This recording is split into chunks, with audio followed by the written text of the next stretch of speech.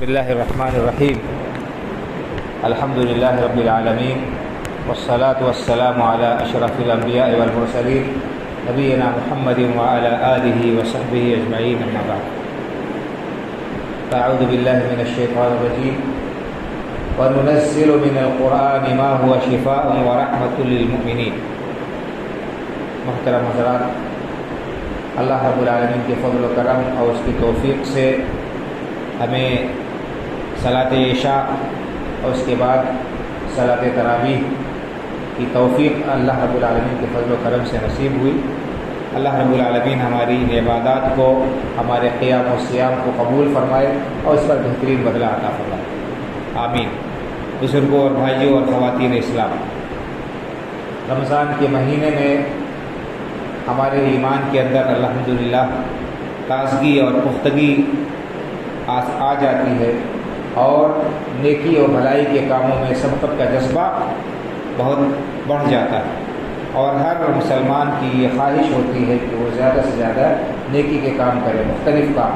نمازوں کی پابندی ہوتی ہے، قرآن کریم کی تلاوت ہوتی ہے، تسبیح و تحلیل، توبہ و استغفار، اسی طرح سے قیام اللیل اور صدقہ و خیرات، دعائیں، مختلف نیکی کے کام انسان کرتا ہے۔ تو یہ رمضان کا مہینہ ایک تربیت گاہ ہے، ایک مہینے تک ہم تربیت لیتے ہیں تاکہ ہم سال کے بقیہ 11 مہینوں میں اسی کے مطابق اپنی زندگی بسر کریں۔ رمضان کا مہینہ ہمیں بہت کچھ سکھاتا ہے، سیکھنے کا موقع دیتا ہے۔ اس رمضان کے مہینے میں ہم یہ سیکھتے ہیں کہ ہم اس بات کا اعتراف کرتے ہیں یا اس کا اظہار کرتے ہیں کہ ہمیں اللہ رب العالمین کے حکم پر عمل کرنے میں انتہائی خوشی ہوگی۔ ایک مسلمان اللہ رب العالمین کے حکم پر کھانا پینا اور دوسرے جائز کاموں کو ترک کر دیتا ہے۔ بھائی اور بزرگوں، اس میں ہمارے لیے بہت بڑا سبق ہے کہ جب ہم اللہ کی خوشنودی کے لیے، اللہ رب العالمین کو راضی کرنے کے لیے اس کے حکم سے صرف حلال چیزوں سے بچ جاتے ہیں تو حرام چیزوں سے بچنا ہمارے لیے کتنا زیادہ لازمی اور ضروری ہوگا۔ تو ہم جس طرح سے اس ایک مہینے حلال چیزوں سے، کھانے پینے سے اور بیوی سے استمتاع سے فائدہ اٹھانے سے ہم رکے رہتے ہیں، محض اللہ رب العالمین کی رضامندی کے لیے حرام چیزوں سے دوری بنائے کر رکھنے کا عزم کریں، اور جو غلط عادتیں ہماری پڑی ہوئی ہیں ان عادتوں سے ہم باز آنے کی کوشش کریں۔ بہت سے لوگ ہیں جو دن بھر تو بیڑی، تمباکو، گٹکا اور دوسری چیزوں سے بچے رہتے ہیں، لیکن روزے کے بعد پھر اب یہ ان غلط چیزوں کے استعمال کی طرف لوٹ آتے ہیں۔ تو یہ روزے کے تقاضوں کے منافی ہے، روزے کے روح کے منافی ہے کہ ہم حلال سے رکے رہے اور حرام سے نہ بچیں، اور دن بھر ہم بچے رہتے ہیں، ایک مہینے تک پرہیز کرتے ہیں۔ یہ اس بات کا ثبوت ہے کہ اگر ہم چاہیں تو اس بری عادت سے دستبرداری اختیار کر سکتے ہیں۔ تو یہ ایک ہر طرح سے نقصان دہ بھی یہ عادت ہے، صحت کے اعتبار سے بھی اور مال کے اعتبار سے بھی اور دوسرے چیزوں کے اعتبار سے بھی۔ آپ دیکھتے ہیں بیڑی اور سگریٹ کے پیکٹ پر لکھا رہتا ہے اور گٹکے وغیرہ کے پیکٹ پر لکھا رہتا ہے کہ تمباکو نوشی کیا ہے، یہ کینسر کا سبب ہے۔ تو کینسر جیسی عظیم اور مہلک بیماری کو ہم دعوت دیں اور اس کا استعمال کریں، یہ کسی بھی طرح سے ہمارے لیے مناسب ہے۔ تو ہم اپنی صحت کا بھی نقصان کرتے ہیں ان چیزوں کا استعمال کر کے، اور دین نے تو اسے حرام قرار دیا ہے۔ تو اس غلط عادت سے ہم اپنے آپ کو باز رکھیں۔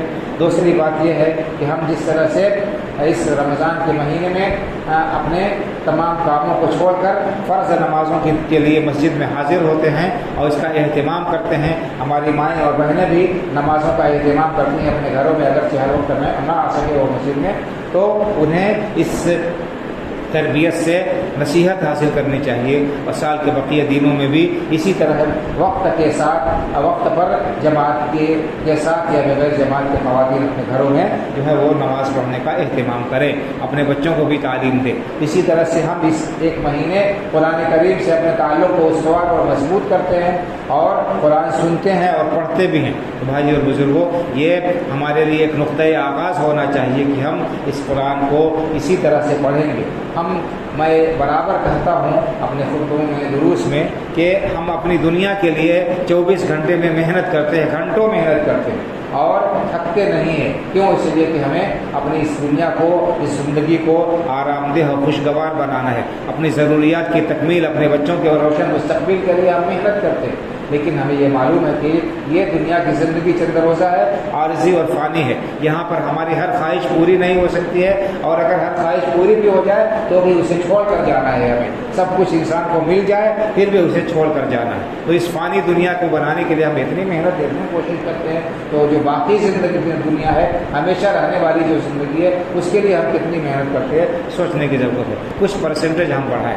ہم دنیا کے مختلف علوم و فنون کو سیکھنے کے لیے اپنا پورا وقت لگاتے ہیں، سرمایہ لگاتے ہیں، اپنی پوری انرجی اور طاقت لگاتے ہیں، لیکن جو کتاب ہماری دنیا اور آخرت دونوں جگہ عزت اور کامیابی کی ضامن ہے، قرآن کریم، اسی کتاب کو سیکھنے کے لیے ہمارے پاس میں وقت نہیں ہے۔ بزرگوں اور بھائیوں، ماں اور بہنوں، کم از کم 24 گھنٹے ہمارے پاس میں جو اللہ نے دیا ہے، 1 گھنٹے میں 1 منٹ ہم کم از کم اس کتاب کو پڑھنے کے لیے اور اس کو سمجھنے کے لیے نکالیں۔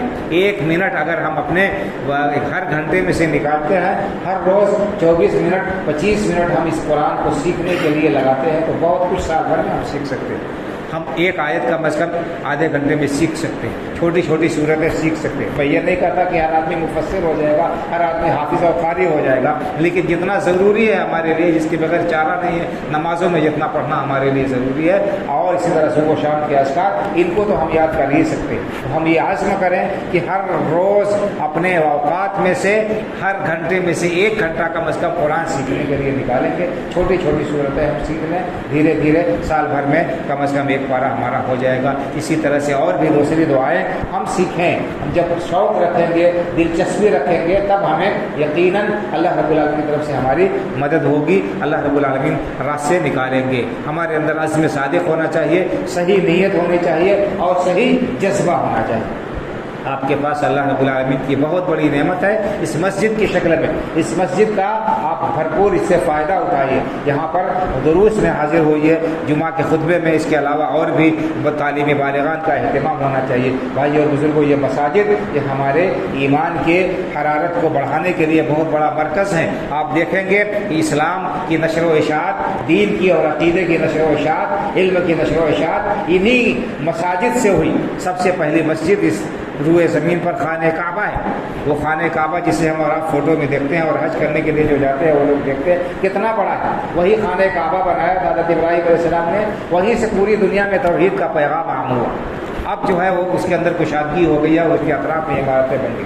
شروع میں ایک چھوٹا سا گھر تھا، پوری دنیا میں توحید کا پیغام وہیں سے عام ہوا۔ اور اس کے بعد دیکھیے مسجد نبوی، اللہ کے رسول صلی اللہ علیہ وسلم نے یہ مسجد تعمیر کی، اسی مسجد سے پوری دنیا میں اسلام کی نشر و اشاعت ہوئی۔ تو وہیں پر لوگ آتے تھے، مہاجرین وہاں پر قیام کرتے تھے، وہیں پر مجلسیں منعقد ہوتی تھی، اللہ کے رسول صلی اللہ علیہ وسلم وہیں پر تعلیم دیتے تھے، وہیں سے قافلے بھیجے جاتے تھے مختلف جگہوں میں دین کی نشر و اشاعت کے لیے، اور لوگوں کے مسائل حل کیے جاتے تھے۔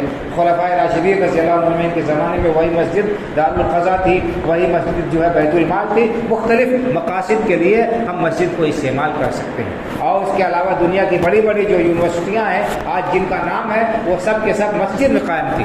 جامعہ ازہر مصر، یہ مسجد، جامع کے معنی آتے ہیں یہ مسجد۔ اس سے بھی پہلے تیونس کے اندر جامعہ الزیتونہ نام کی مسجد قائم کی، اور وہاں یہ سب آج کل جو ہے عالمی یونیورسٹیاں ہیں جہاں سے اسلام کی نشر و اشاعت ہو رہی ہے۔ تو یہ مسجد بنیاد ہے۔ ہمارے اندر کا حوصلہ ہوگا، ہمت ہوگی اور عزم ہوگا تو یہ بہت ترقی کر سکتی ہے، اس سے ہم بہت زیادہ فائدہ اٹھا سکتے ہیں۔ تو ان مساجد جہاں کہیں بھی مسجدیں ہیں ان سے ہم بھرپور فائدہ اٹھائیں، اور صرف 5 وقت کی نماز تک کے لیے اس کو محدود نہ رکھیں، بلکہ اس سے اور بھی دیگر جو ہے منافع ہم حاصل کریں، خاص طور سے اپنے بچوں کے دینی تعلیم کے لیے، قرآن کریم کی تعلیم کے لیے۔ تعلیم بالغان کا بھی جو ہے شعبہ اور حلقہ قائم کیا جا سکتا ہے اگر امام صاحب دستیاب ہوں تو، عشاء کے بعد یا جب لوگوں کو موقع ملے، آدھا گھنٹہ 1 گھنٹہ اگر لوگ پڑھنا چاہیں تو بہت ساری مسجدوں میں ایسا اہتمام ہوتا ہے اور لوگ فائدہ اٹھاتے ہیں۔ اور ایک بات ہمارے ذہن میں یہ بھی رہنی چاہیے بھائی اور بزرگوں، میں اس کی وضاحت کر دینا چاہتا ہوں کہ